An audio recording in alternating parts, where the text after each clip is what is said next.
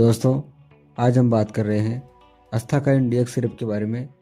इसके अंदर डेक्सोमेथासोन साल्ट होता है और ये मेनकाइंड कंपनी द्वारा बनाई जाती है।